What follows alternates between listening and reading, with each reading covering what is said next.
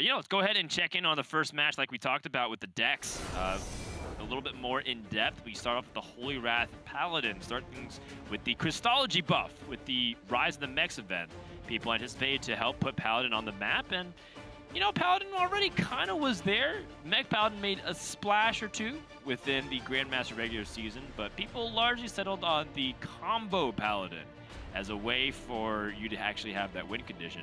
But what gets really interesting, TJ, is the secondary and tertiary decks. Yeah, that's right. The secondary deck kind of operates more so against...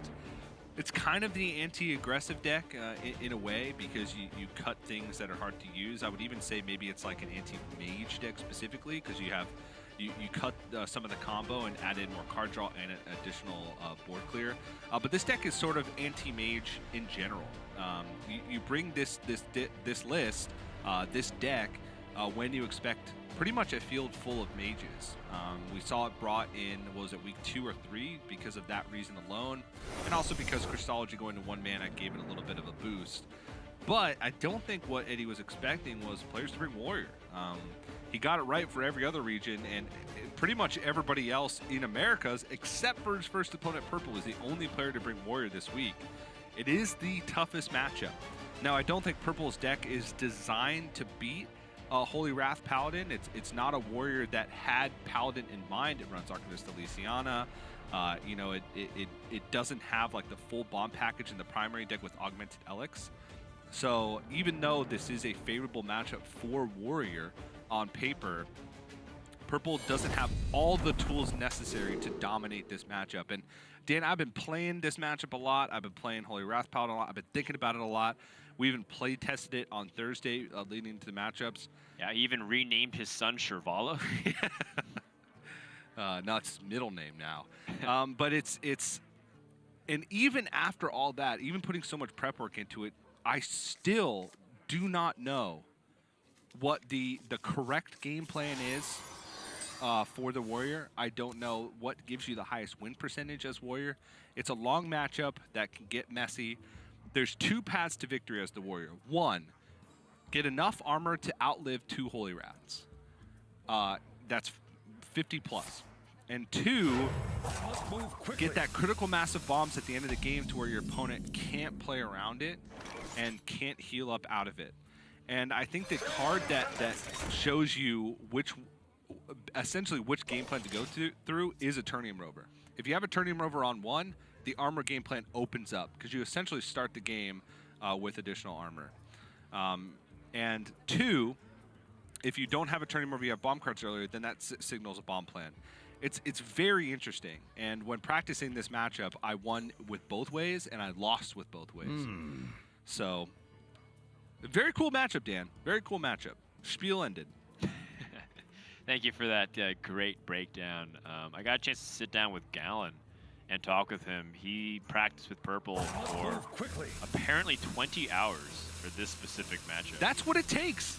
I practiced for 6 hours, and I had no idea at the end of it. Well, I feel like at the end of the 20 hours, you do come to some conclusions, but also you don't get that many games in, because there is a lot of things to debate back and forth, especially when you start factoring Undertaker stuff.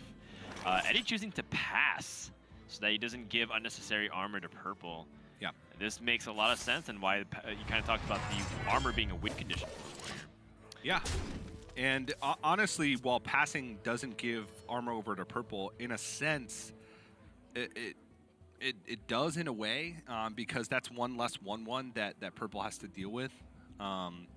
The way you win as Paladin in this matchup is essentially by throwing all of your damage at face. Your True Silver Champion swings need to go face. Your Hammer of Raz need to go face. Your Elven Archers need to go face. Any additional chip damage from your 1/1s needs to go face. It's just about maximizing the damage you deal and minimizing the armor that the Warrior can gain. So the first game, I anticipate to be very much Bomb Warrior favored. I think that as you get closer to the end of the deck, you also become extremely vulnerable to bombs. There's not much way you can counterplay against it. I do anticipate Purple to start off with a 1-0 lead in the likely scenario. Obviously, there's ways for Eddie to win otherwise. Yeah. And then going to game number 2 and 3, it'll come down a lot to more of the Undertaker package and how the mechs are able to assemble a pretty good assault against Warrior, right? One thing that we've learned is that as much as Warrior likes to use mechs, Warriors are also kind of vulnerable to mechs. Yep. Very ironic. And that ends up becoming a infinite loop, it feels like, with the Undertaker and Immortal Prelate.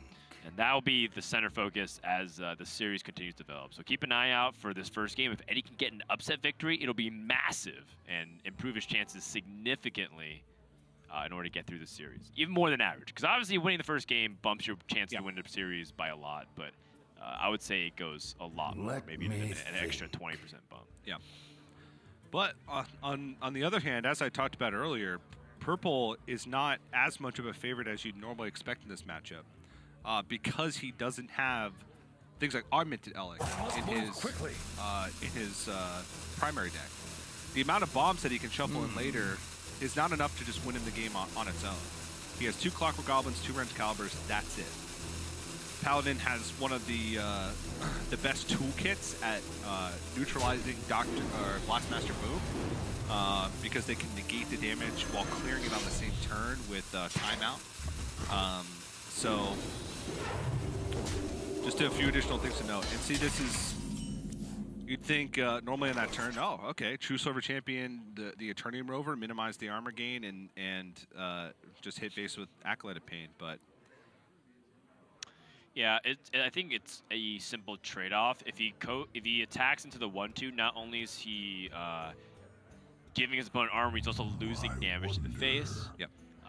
This way, if he attacks the True Silver Champ to the face, the most life that the Eternium Rover can gain is 4, which is offset by the fact that you swing your weapon again twice to the face. And if he does want to gain, if Purple does want to gain 4 from the Eternium Rover, he's giving Eddie card draw, which means that, you know, if the damage is the same and one path gets you 1 card deeper in your deck, which means 1 card closer to your combo, that path is always going to be better because this deck is, at least Eddie's primary deck, is linear in its win condition. It needs to draw through its whole deck most of the time. And it needs to Shirvala for 0, Belful Banker, and Holy Wrath to face for 25. In most cases against Warrior, Holy Wrath for 25 twice means double Belful Banker. Yeah.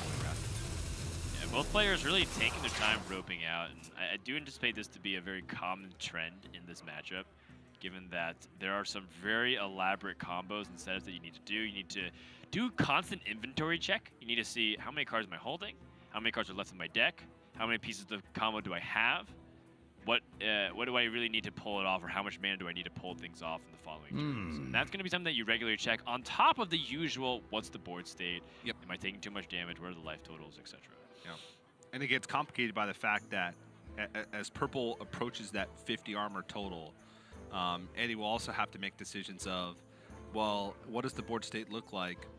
Can I answer it without sacrificing too much of my own damage to face, like True Silver Champion swings, like 1/1s trading into minions as opposed to attacking, things like that. So it can get complicated. Move quickly. And I think we talked about it a lot the week that we had a few Holy Wrath Paladins. Like, resource management is probably the hardest part about this deck. Yes, hand space. Yeah, looking at your hand and saying, what card can I dump to make room for all this card draw that I have? Like, what card is the best one to use on the board in a vacuum? Like, can I just dump Shrink Ray on an empty board? Is that something that I'd ever do? Those types of questions sometimes play in your mind. Giving up a key piece of removal just to make hand space for your ability to draw cards. Yeah, I mean, Eddie, like, it feels like half of Eddie's hand draws cards. Not really, but the idea is that he has that option to, but he doesn't have the hand space to do that. Prismatic Lens draws 2 cards, Blood Mace Doubtnose, and Flash of Light all keep his hand size count to 10. He needed to dump something else. Yep. There is, some concept of like whether or not we should hold on to Holy Wrath even, because there's 2 copies of Holy Wrath in the deck, and you generally only get to get 1 guaranteed against your opponent unless you're able to somehow shuffle 2 Shrivalas and save both Baleful Bankers. And that's something that's going to take up even more hand space if so. Yeah. In this matchup, you often don't have the luxury. Unless you just get so far ahead on board that you bring your opponent down to like 15 health, which rarely happens. You usually need both. And that makes it awkward. And also the fact that with Prismatic Lens, it's expensive. You have to have the hand space for it. And also, if you haven't drawn Shrivala yet, you could be in a position where you essentially make a 25 cost card that's crucial to your game plan. Like, let's say he hasn't drawn Shrivala or Holy Wrath, and from Prismatic Lens, he hits exactly Shrivala and Holy Wrath. His Holy Wrath costs 25. Even though his Shrivala can be played earlier, it doesn't matter because he likely won't win the game because he won't have the damage with only 1 Holy Wrath. So it's like a risk versus reward kind of situation with the Prismatic Lens.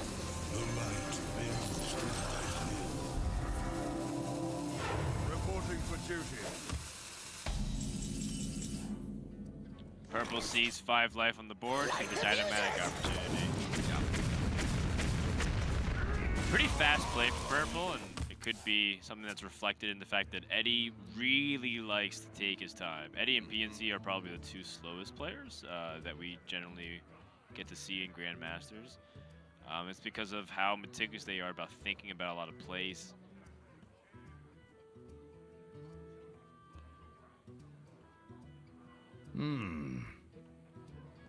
Looks like a Prismatic Lens play here. Eddie sees 2nd Holy Wrath, which means he can't get that massive punish from the Shrivala. That doesn't allow him to win the game. Since it draws a minion and a spell, he can't like get a 25 cost Baleful Banker, for instance. So his combo will still be online. He may get like a 25 cost Consecrate, but that's not as big of a deal. And he does need to think about, though, if he has at 10 cards right now. If he Elven Archers and Prismatic Lens and then doesn't pick up something that's playable, then he will be at 10 cards, and he doesn't have anything in his hand that he can dump. Flashlight would bring him right back to 10 cards, and Baleful Banker is necessary to complete the combo.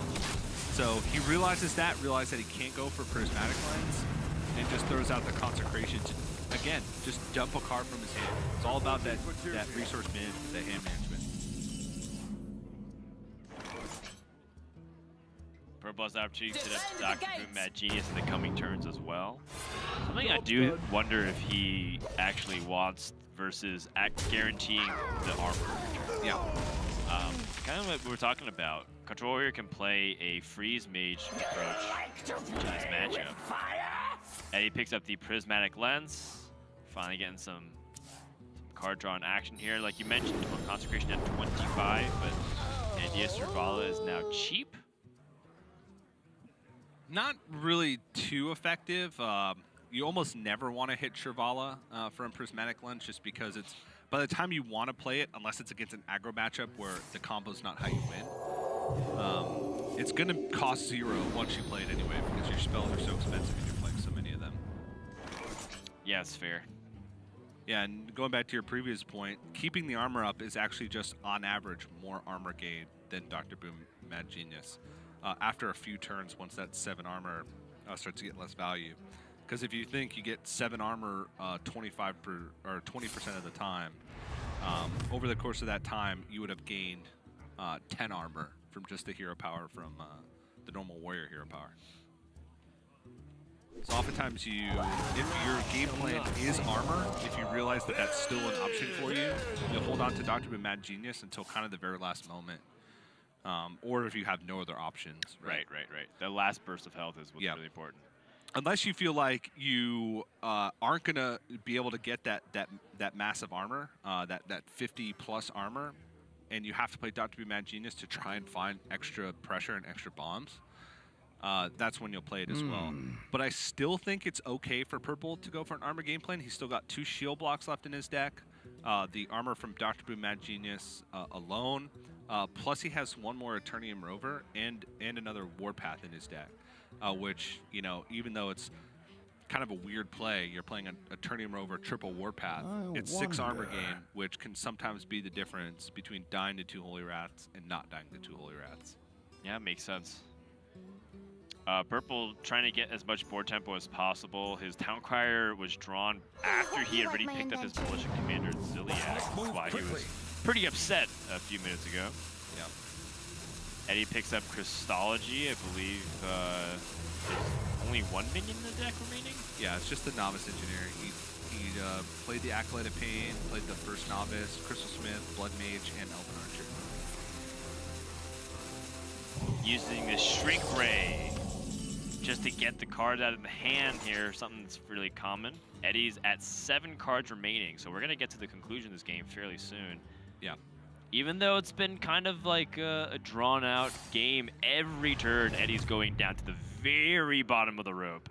But he's almost decked out. Those micro decisions matter because he needs to find the room to be able to draw those cards. Yes, this is a hard deck. Yeah, and it may seem like the important turns are like the last couple turns, like managing your fatigue and the bombs that are in your deck and managing how efficiently you deal damage.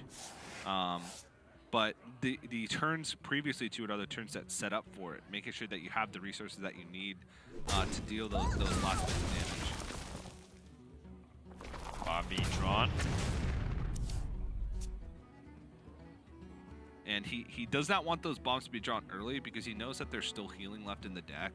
He kind of wants those bombs to be drawn once all the healing is expended. I mean, a lot of it has been, healing has been used, right? The Christmas Kangor came out and Flash of Light, but it's like he said, he knows that there's still more healing. Yeah, you want it to come like after pretty much everything.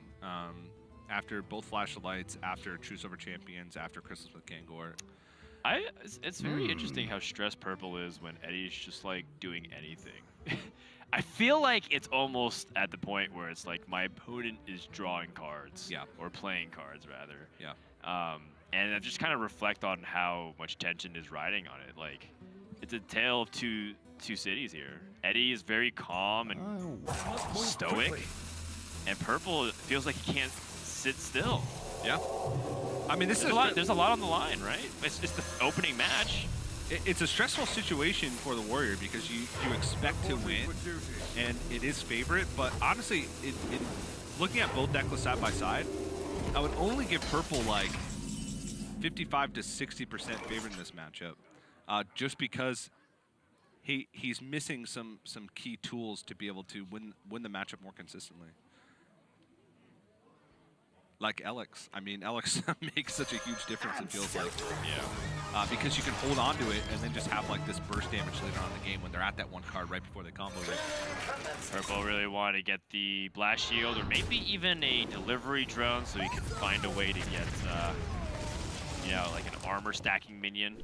Yeah. I think Vicious Scrap Hound is probably his best bet. Find some microbots. Yeah.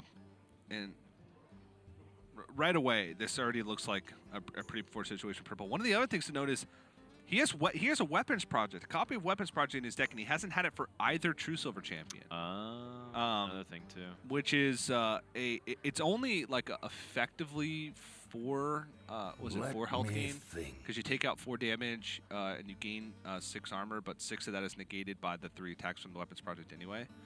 Yeah, but it's the burst of armor, which is it's important. The burst of armor, exactly, because that could buy you 2 more turns for Eddie to tick into fatigue, which may be the difference.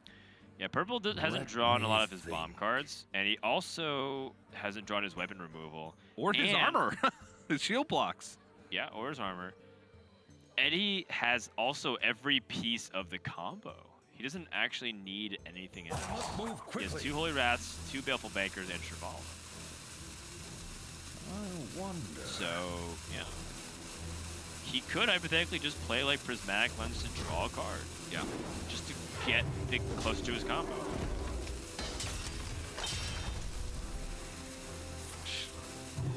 I like it. Turn him out.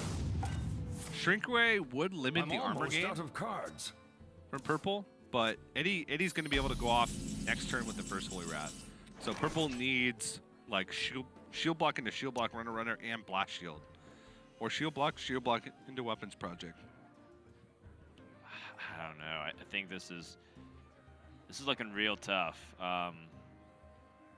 He does have Ziliax and Omega Devastator, which is fairly important for him to have life rebound. Yeah. The thing is, if whether or not Eddie allows him to get that life. Well, he almost has to, because in order to get the first Holy Wrath off, he has to play Shirvala and Baleful Banker. This would be a good So he's time going to for have a master minion on. plan. Yeah, it's true. He doesn't have the ability to clear off his own minions very easily. Yeah. Yeah, in the past you wouldn't be able to squeeze it in because you'd be able to play Shirvala, Baleful Banker, Holy Wrath, and then Pyro Quality. Yep. So clear everything. But now it's not really the case anymore. Yeah. I'm out And of cards. hitting them. No, never mind. It's fine. It- The microbots. It's a very complicated decision. for Yeah, sure. even just hitting microbots could put you in a weird situation because even though magnetic acts as a buff, if you have 7 cards on board, you can't even magnetize, which means that he wouldn't have been able to play the Ziliax. But because he knows that Eddie has to play I'm out of cards. Shirvala and Baleful Banker in order to deal the initial damage, he knows that when he needs to Omega Devastator Ziliax, that he's going to be able to. Sure, Eddie, do you what do you kill? I think do I want to kill off the armor minion to give him more armor? I mean, he's gonna get armor either way. Let me So you think. restrict the ability for your opponent to maybe get better armor. Like let's say he magnetizes plus play Warpath number 2. Move quickly. Oh no, he did play 2 Warpaths already.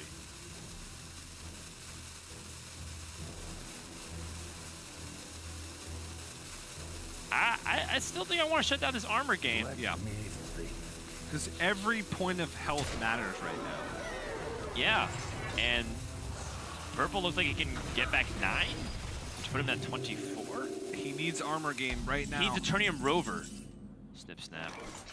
Snip Snap can gain him an additional 2 health. Oh, you're right. But he can. It's 8.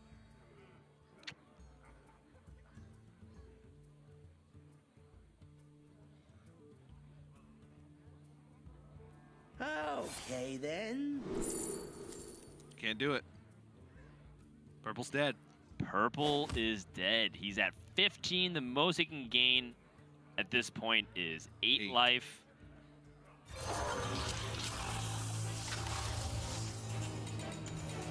He's gonna go for the Ziliax anyways, but Eddie has masterfully planned out this game, and of course Purple's unfortunate series of draws leads to a game 1 victory here with Eddie not really being challenged. You know, normally we talk about how the bombs can get to the situation that makes it difficult for Purple, or the life gain, or the pressure, but none of those things really came together. And now Eddie with a 1-0 lead Cards. puts Purple in a tough position to start things off. Yeah, it's such a weird matchup because when you look at games like that, you're like, well, why is the Warrior even favored? It looked like Eddie just did the normal game plan for Paladin and won. But Purple wasn't presented with options for either game plan, as you mentioned. He wasn't presented with the armor gain, and he didn't need that much more. He needed a shield block, a weapons He needed project. 2 more life. He needed 2 more life in order to win the game. Like Right. there's nothing that Paladin can do to like stabilize after that. But it was small things like, you know, Eddie trying to ensure that, you know, his opponent's not gaining as much life as possible. Yeah. Right? And then there's also debates of whether or not Purple should hero power in certain positions. Yeah. I don't think he really missed any hero powers. I think there's one turn where he chose the Militia Command on 5 instead of hero power and answer. But I don't know if that would have made the difference because there's still 1 attack. So the 1 health difference wouldn't have mattered. He needed 2. Yeah. So these are like things that you can go back and evaluate, right, in hindsight. And it looks like when all the cards have been settled, there might be that inevitability that makes you first think, well, there's nothing Purple can do. But it's like you said, the foundation turns. The foundation turns are what's really important. So we're going to go into game number 2 here. Both players are playing their tertiary decks.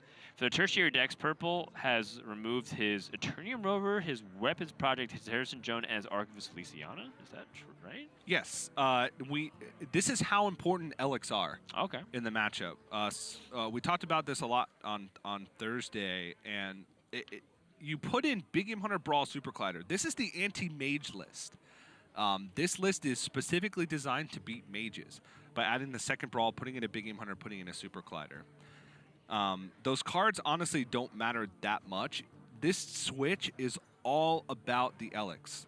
Because at some point, Purple realizes that against this deck, he can't out-armor. Because Eddie cuts his... Well, doesn't cut the combo. He still has the combo, but what he does cut is like all of his removal in some early game. But he adds the Immortal Prelate, the Mechano Egg, the Mechanical Whelp, the Kangor's Endless Army, and the Undertaker. Which makes his deck be able to go infinite. And he doesn't have to rely on Holy Wrath, which means the armor game plan is no longer relevant. He cannot go for the armor game plan. And so he has to kill Eddie, and the only deck that he has that really kills Eddie is his Tertiary deck because it adds Elix, and that's all that matters. Yeah, but he has a bunch of junk, too. Yeah, that's the problem. Oh, Brawl's not that bad, given that his opponent's other game plan will be the Undertaker. This is the Tertiary deck from Eddie, who's removed Thanos, Wild Pyromancer, Timeout, Consecration, Equality. Which might sound ridiculous, right? Timeout's like an important piece for a combo deck. But what he adds instead, Immortal Prelate, which is a 2-mana Death Rattle card that shuffles into the deck with any enchantment you place onto it. A Mechano Egg, a Mechanical Whelp, Kangor's Endless Army, and Undertaker. Now, we've seen this deck be played a lot. I believe it was highlighted by Roger's performance at the World Championship. Being able to summon what felt like infinite boards of Whelps. And when we start using Baleful Banker on the Undertaker, it starts getting real wonky real fast, TJ. Yeah, it really does. And the reason why we say this deck can go infinite is because there's only 3 Death Rattles in the deck. It's Immortal Prelate, Mechano Egg, and Mechanical Whelp. The Undertaker copies 3 Death Rattles from the pool of Death Rattles that have died this game. So Undertaker shuffles back into the deck once you play it after Immortal Prelate because it inherits its Death Rattle. And also, every single time it dies with a Mechanical Whelp in it, it keeps that enchantment, which means that you're summoning you're summoning essentially double the Whelps or double the eggs, like the Robosaurs, every single time it dies. So as soon as you play it 3 times, when it dies, it has a board full. There's a couple things to notice. Purple does have a copy of Spellbreaker in the deck, so you likely won't see Eddie play Undertaker until he can Baleful Banker it and has had Immortal Prelate die, which he already has the tools for that. Because that means if Purple Order silences first Undertaker, that means he has a second one in the deck to be able to get that Death Rattle going. So Purple's game plan essentially just has to be live long enough to be able to shuffle that massive bombs into the deck with Elec, Wrench Caliber, Clockwork Goblin. Yeah, the nice thing is that there's no weapon removal on Eddie's side, so we can take a long time to set it up. Not too long, though, because he can't die in the process. And this deck ramps up in pressure very quickly.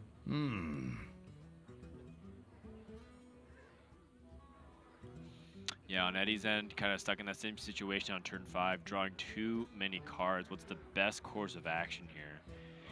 And, you know, in testing, it seemed like Bomb Warrior was beating the Paladin a lot, but when he starts introducing the Tertiary decks, it starts becoming really crazy.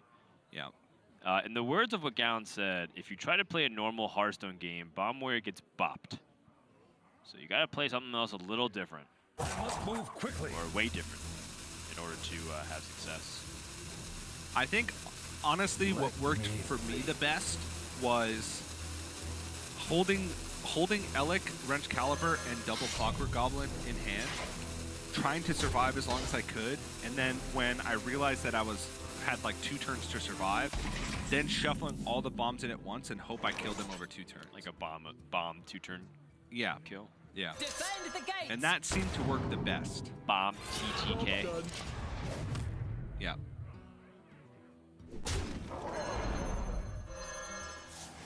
Because the Paladin has a lot of ways to heal. So if you're just shuffling bombs in early on in the game, they can just heal out the damage as the bombs kind of sprinkle in.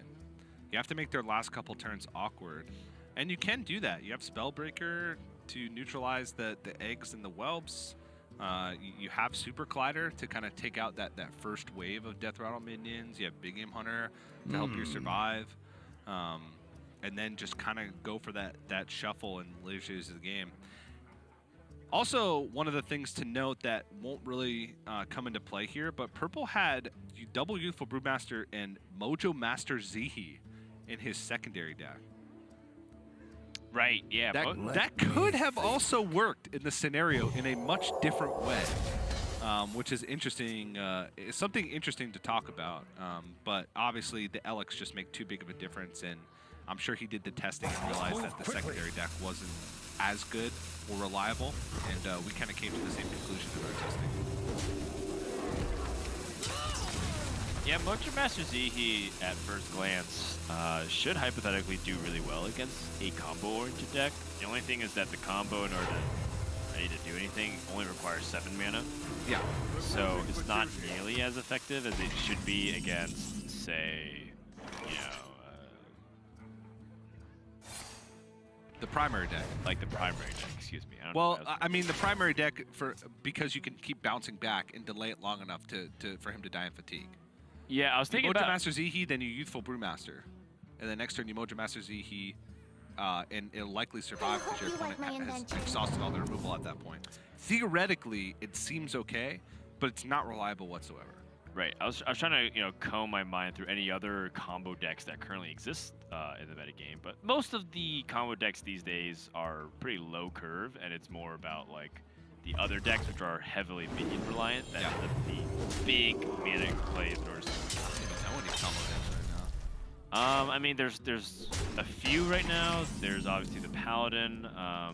There's a Priest combo deck that's out there. Oh, yeah. And there's like not really a Shaman. I guess combo deck. Mechathun Warrior is Mechathun gets stopped by it pretty easily. Yeah, this is that the secondary deck is probably Purple's anti-warrior deck because it adds the second Omega Assembly and Geppetto Joy Buzz. So he's probably just shut off Mechathun potentially. True that. Cannoeg makes its way to the hand here. Kind of slow for Eddie though. He didn't really hit many of his pressure tools early, which is giving Purple a lot of time to kind of amass these resources. Not a lot of pressure tools in this deck, TJ. Well, Mechano-Egg and Mechanical Whelp are the two that I was mostly referring to. Right. Like, he didn't play Mechano-Egg until Your turn 8. He magic doesn't even shall have not Mechanical fail. Whelp in his opening hand. So, like, Undertaker right now, while he can play it, because even if this Mechano-Egg dies, the Death Rattle still gets stored. Right. It's Death Rattle minions. It's not the Death Rattle effects that trigger this. Yeah. But it'll slow down his combo because that means he'll need just, like, one more Undertaker to die before he reaches that kind of full board of Whelps and Robosaur. I wonder. Dragons and Robosaurs. And he's just kind of had to dump cards that he knows he's not going to use, which also kind of feels futile at this point. Because again, in a different way than last game, it comes down to like the last couple turns. Like both players are just amassing resources and trying to set up for those last couple turns. And then it's about what they do to maximize those last couple turns. For Eddie, it's about how does he put on the most pressure with Death Rattle minions, and for Purple, it's about when does he go in with bombs, and how does he give himself the best chance to win with bombs being shuffled into Eddie's deck.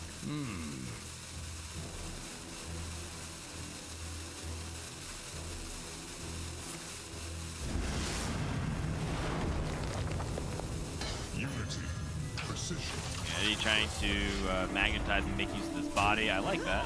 It's giving Purple some headaches. Remember, mech removal is very difficult for Purple, and he's coming up on the Omega Devastator turn. Does not have access easily to that.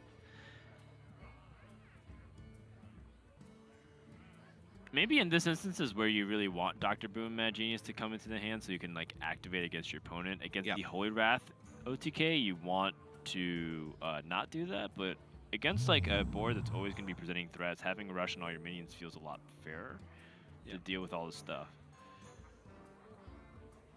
And each point of damage does matter in this matchup as well, because giving yourself as the bomb warrior one extra turn to pass over to your opponent for them to draw bombs, it can be the difference between winning and losing. And even just taking like 1/1s off the board with rush mets can be the difference maker.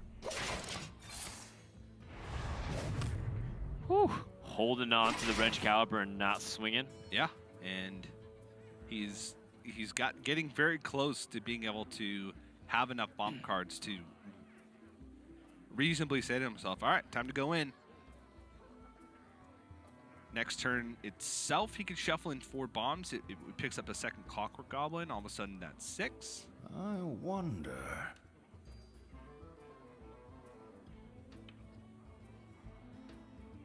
It's 8 over 2 turns with the second Elec. Yep. Eddie's trying to figure out a way he can draw cards here reasonably. Let me think. Doesn't seem like his heal is nearly as important. One card that I personally did also like in the Paladin deck, but I just don't think there's enough space for Eddie, was Must move quickly. was the 2-mana lifesteal spell, Lightforge Blessing. Oh, Lightforge Blessing.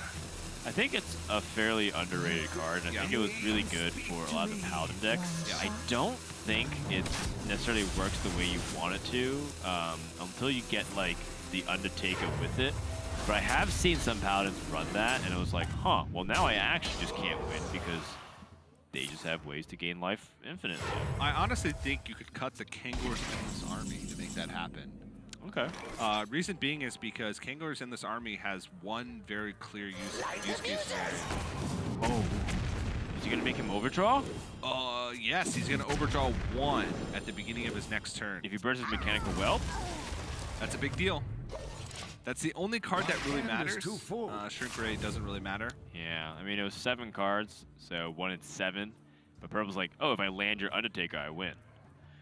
But also one thing that we realized in testing was that you want the Paladin to draw as many cards as possible. Because Right. the faster they get to the bottom of the deck, the Just more the impactful bombs. your bombs are. And if that's your Let only me win condition, think.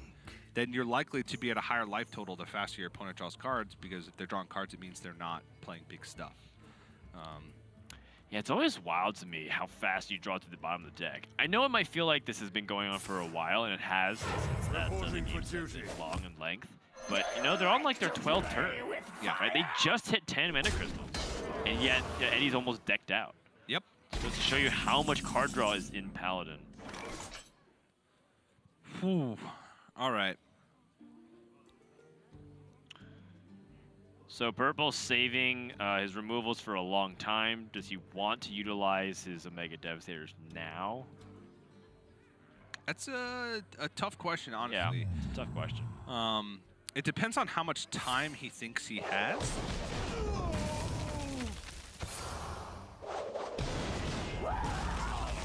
I guess he could just do this.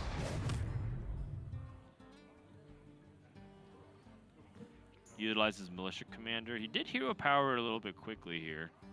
Yeah. He did have the opportunity to just use Warpath all the way through. Yeah. Well, one thing to note is that I don't think he wants this Mechanoegg to die yet. Oh, you're right. Eddie has wanted to play Undertaker plus Baleful Banker, but he doesn't want to play it before the Mechanoegg dies.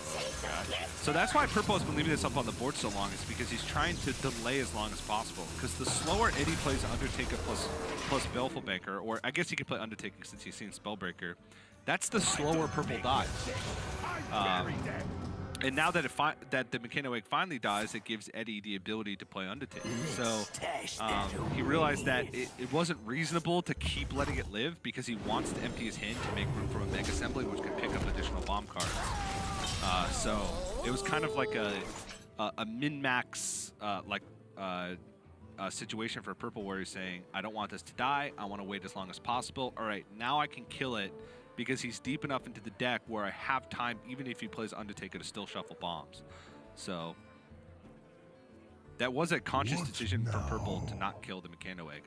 It wasn't just because he didn't have a great way to deal with it, because he did. For multiple turns, he had ways to deal with it. Also, holding on to this Wrench Caliber swing. He doesn't want bombs to be shuffled in until he's ready for Eddie to draw bombs, which seems like a weird statement, but he knows that Eddie can still just heal up a lot of the damage that bombs are going to deal, so he wants them to hit all at once. Yeah, getting that TTK. Oh, yeah. Love me some TTKs.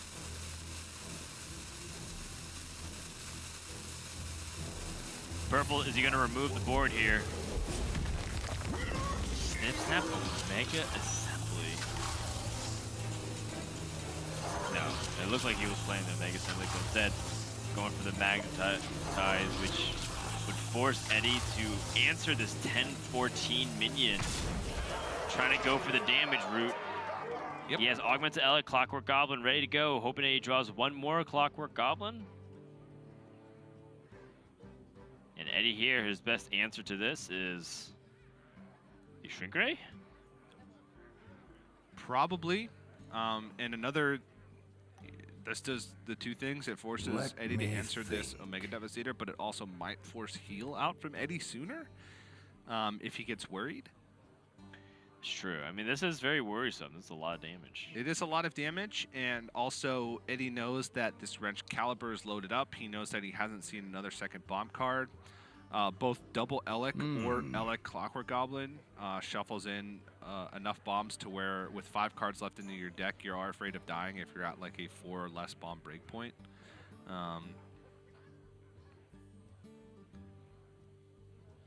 I must move quickly. It's a game of percentages now for purple. It's how many more turns can I live? What's the percentage if I go in right now on bombs that I win the game the following turn? Gonna go for the heal with the Crystal Smith Kangor. So restores 8 with more upside if Crystal Smith Kangor gets any attacks down. Blastmaster Boom. All right, there are no bomb shuffles in the deck right now for purple. What's his best course of action here? Boombots also don't have rush. Right, and he already used one of his warpaths here. Omega Assembly start things off. No, Clockwork Goblin is really the only card that matters on purple's mind, I feel. Maybe some armor or healing, like a Ziliax or Vicious Scrap Hound. That could come into play to buy him another turn. But he was hoping to see the Clockwork Goblin, because that's kind of the piece that he's missing. And now he needs to also kind of minimize the amount of healing that Eddie gains, which is difficult. Because he doesn't have a great way to just battle cry kill it off.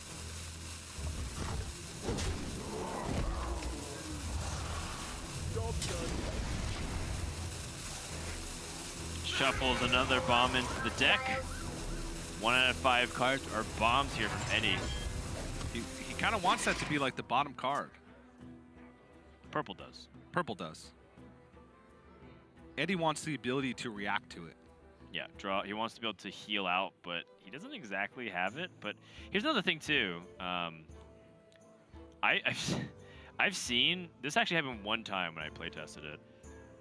When a paladin knows that like 3 out of the last 4 cards are bombs, and they like time out and just draw bombs. Timeout and then draw bombs on their turn. Yeah, on their turn. Because if they draw on your next turn, then the timeout has expired. They like timed out and like flash of light, and then it was just Timeout, like, boom, flash of boom, light. boom. And it was like, Yeah. oh wow, that was actually really smart. I just lost 15 damage. Yeah, I and wonder. Prismatic Lens also can draw them. Yeah, you just don't get the chain. Do you get the chain effect guaranteed though? You don't. No, it just it kind of acts as the thing that's drawn, Right. and so yeah, It doesn't work exactly that way because the interaction I was thinking was when they time out and they use the flash of light to help draw cards. But yeah, the immunity is a big deal. yeah. Oh, one of the other things to note is that Kangor's Endless Army, because the mechs keep their mechanic abilities, the Mechanoeg actually had a Ziliax attached to it. So that's another way for a slight burst of healing. It was only 3. It was a 3/7. But Helps. might be able to play into things a little bit. Now? Every little bit helps. Yep.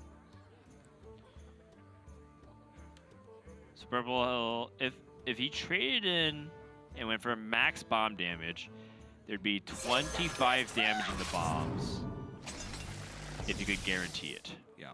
The But he thing can't is, guarantee he it. can't. So he would have this weird hypothetical lethal, but you know, with 4 out of the 5 cards being actual cards here, or for Eddie, it's just not enough of a concentration. I must choose. And part of the reason why these turns are taking so long is because one mess up here from purple will cost him the game. And same thing with Eddie. both players are extremely meticulous about this right now. Yep. I do like this trade here from Purple, making it difficult for Undertaker to collect even more value unless he's willing to trade it himself. Bond being drawn. So now it's all non-bomb cards. Now the Undertaker comes into the hand here for Eddie. Here comes the Endless Army. Yep, and this army, which will summon that Ziliax buffed Mechano Egg. And Purple there, you can see a couple minions going to Undertaker just to make board space. But he did want to kill it on his turn because that would replace it with more power, which is not something he wanted to do. He wanted to try and push damage, develop something big, and leave the trading up to Eddie to try and make that board. Purple still has ways to clear things up. He's got Super Collider, he's got Big Imp Hunter and Brawl, and he's still waiting for either that second Elec or that second Clockwork Goblin in order to kind of go in here at the end of the deck. And the thing about this deck is it's never going to be an empty deck. There's always going to be a chance that your bomb plan fails. Because Immortal Prelate and Undertaker, it's very unlikely that you're in a situation, especially with two Undertakers, you're almost always going to have one rotating back into the deck with Immortal Prelate. So there's always going to be a card in there, or most of the time. It's not always, but most of the time going to be a card in there for you to have to navigate around. 8 damage upstairs. Eddie trades in, gets a little bit of life, says, you know what, I'm going to put on an aggressive game plan here. Ooh, Ziliax being drawn. And, you know, I'm starting to realize the brilliance, too, of Eddie, like, putting the Ziliax on the egg because it makes sure that, like, things like Super Collider and Big Game Hunter doesn't even come to play to, like, snipe things off. Yeah. Otherwise, if he's like, you know, logically, you want to attach like Ziliax to like the highest burst healing, right? But then if it gets eliminated really easily by Omega Devastator or Big Game Hunter, you're kind of like left feeling silly. This way, the egg not only is a target on its back, but also spawns something and makes very difficult trades here for Purple. Yeah, there also is the argument to like trying to wait for Big Game Hunter and then using Ziliax to give you that huge burst of healing to like solidify your position in the game if you interrupt the bomb plan later, but it's not reliable enough. It's not reliable, CJ. Weaponized Pinata.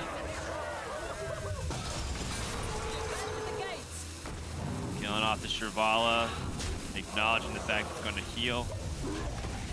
But the healing options from Eddie are also starting to be restricted a little bit. Yeah. Also, that's a lot of power on board.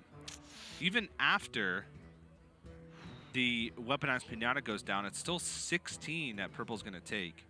So he's going to quickly run out of time, especially now that this Undertaker's going to summon yet another 8/8. And shuffle itself back in again. And shuffle itself back in again.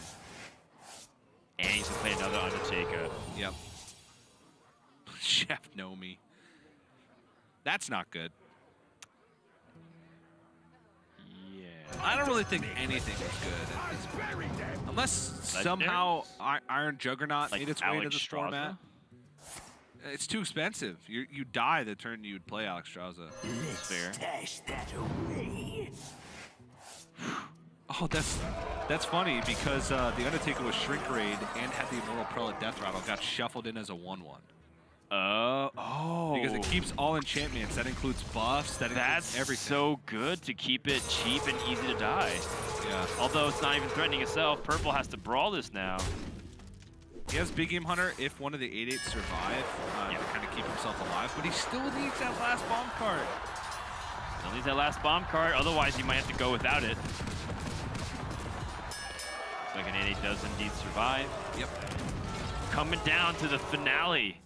Ooh, Flash of Light. That's a big card drawn here. Yeah, but Eddie doesn't have a way to develop this turn pressure. He is actually likely to draw an Undertaker this turn. I guess it's 50-50. Picks one up. Yes. I don't make mistakes. I bury them. Mechano Egg. Immortal Prelate. Does not find it. Does not find the second Clockwork Goblin. And this 8/5 is also still menacing in itself. Yep. Does Purple go for the bombs now, or does instead he just develop other tempo opportunities? his likelihood of winning by shuffling bombs right now is astronomically low. He would have a 4-bomb breakpoint, but he would only have 4 bombs in the deck, and any card drawn in between would stop that effect. So I think purple still has to wait. He has to wait till the very last possible moment to go in. What now? All right, I guess not. Somebody order a bomb.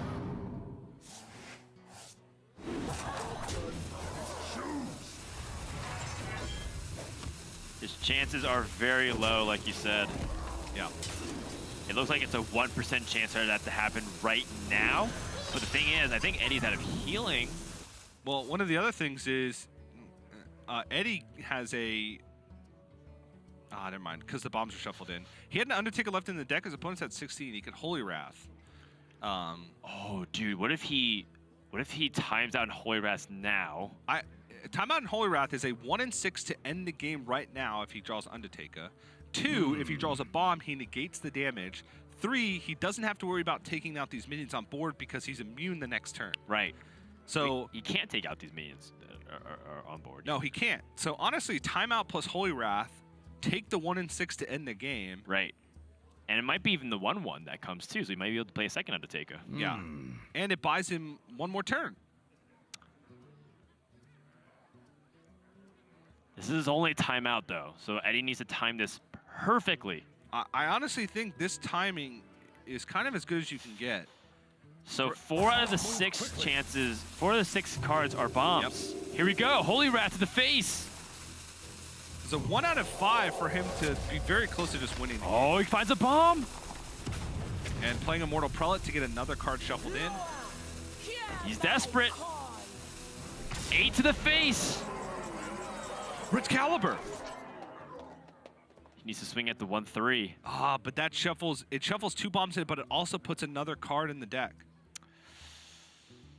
What if he... Oh, he can't. These opponents immune. His other option is to kill the Undertaker and brawl. What now? It would stop him from immediately dying. Maybe. Unless an 8/8 survives the brawl, and then he's dead.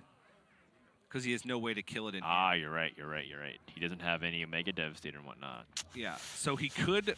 So if he wrenched Calibers, he'd swing. There would be 5 bombs in the deck out of 9 cards, so slightly over half the deck, and he would need 4 of those 5 bombs to hit in a row, or he'd die. It just seems improbable. If he kills the Undertaker, then he has a 3 out of... 4 out of 8 chance. Oh, no, okay. I mean, there's also a 50% chance that he dies, too. Yeah. Purple gonna let the brawl rip. A lot of things has to go right. First, Purple has to survive checkpoint 1, which is winning the brawl. He didn't win. And the 8/8 survives. Eddie doesn't even draw a bomb. Everything turned up for the Paladin.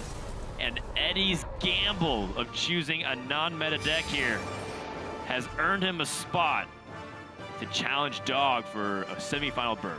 Yeah, it ended up working out, Eddie's game plan, and, you know, Purple, he realized that he didn't have time to wait any longer to try and get that extra bomb and had to go in now. Seemed like that was the right time. He had to put the onus on Eddie, and let's say that brawl outcome comes differently. He has like 2 more turns maybe to try and find a way to get the extra bombs in deck, but I love this spot at the end, the timeout plus Holy Wrath.